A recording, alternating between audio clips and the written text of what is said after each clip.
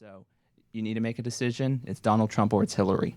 That's right. That's it. That's it. It's kid. President fish? Clinton or President Trump. That's Chicken it. or fish? Chicken or fish. We don't. Steak's not on the menu. It's not on the menu. Well, then that leads me to my last word, which I do in a segment that we're doing just for the show that I call "Here's the Thing." So here's the thing.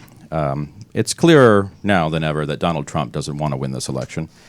He seeks now only to further coarsen the discourse, delegitimize the new president by fomenting fear and distrust about the process that's likely to elect her, and destroy the Republican Party with burn the house down vindictiveness. I take no pleasure in what's happened to this once great party in the last 20 and especially the last 8 years, and it's true that Trump's a Frankenstein's monster of the party's own design, the apotheosis of hyperpolarization engendered by decades of cynical politicking and othering of half of America. But who can take joy in witnessing the complete destruction of our village by it? To the extent his erstwhile supporters have abandoned him, they still own this. They made him. The saddest takeaway of 2016 for me, truly, is that boasting about sexual assault has been normalized by a major party nominee as locker room banter, not so much because the candidate said so, or even because party leaders won't retract endorsements, but because a solid 40% of the country is on board with it. Rational, objective minds must relentlessly reject this, of course, but the fact remains that when 40% of the electorate supports a candidate that personifies this revulsive behavior, our polarization has ensured that what was once unconscionable has become normalized and the dialectic is par for the course.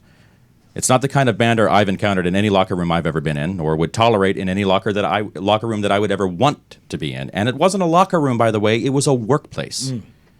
If it had to come to this before conservatives rescinded support for the most boorish, abjectly unqualified major party nominee in U.S. history, they abdicated a responsibility to stop not just his candidacy, but the complete degradation of the process and the office that these ostensible patriots hold dear.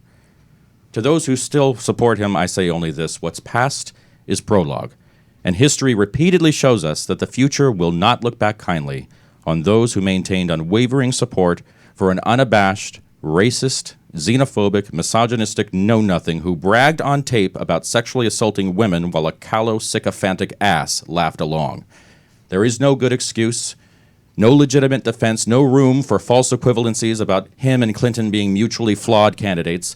This man is no leader. He is the living embodiment of all that nativism has wrought, and he cannot become president. Make America Great Again was never more than a dog whistle for take our country back.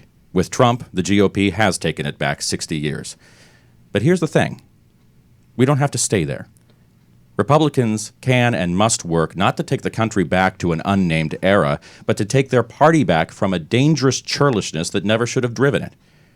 We've been through harder, darker times than this and come out much better on the other side. As Hillary Clinton says, America is great because America is good. We fought a civil war to eradicate the human evil of slavery. We came together during World War II and became a superpower in the process. The months after 9/11 showed us at our best and most united, and whether we choose to wake from the hangover of this election with sane and sober voices is up to us. I maintain hopeful optimism that we are again up to the task of calling on our better angels.